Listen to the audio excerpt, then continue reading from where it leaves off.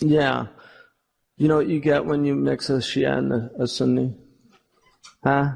Sushi. Yeah. You know, I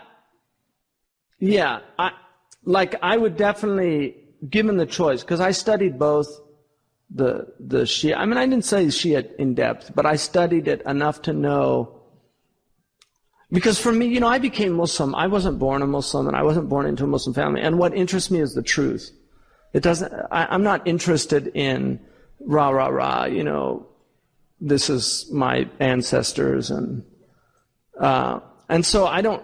You know, if the Shia thing appeared to me to be stronger, I would have been a Shia. And during the Iranian Revolution, when I first became Muslim, I got very interested in Tashayyu, like a lot of people, because there was a lot of fervor and things. But and I believe that the Shia narrative is an alternative narrative.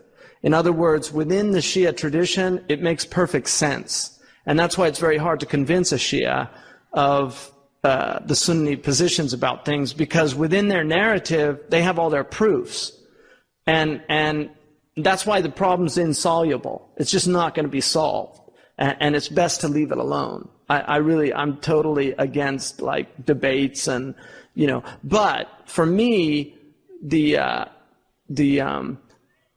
Sunni position differs on one central thing that makes sense to me, and that is about having a good opinion, husn al-dhann, you know, and that's where I feel most comfortable, because the Sahaba made major mistakes. There's no doubt about that. I mean, Muawiyah, you read some of these stories, and it's very clear. And the Sunnis have covered up a lot of this stuff and kind of pretended like it really didn't happen. But if you get into the history of even our scholars, like Imam Tabari, and you read some of this stuff, it's just hard to believe. It's hard to swallow what happened.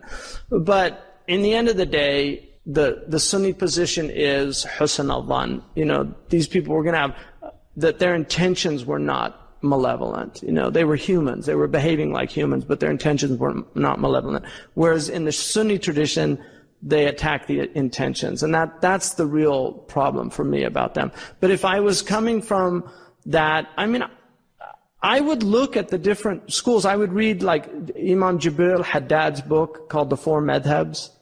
And, you know, decide for yourself.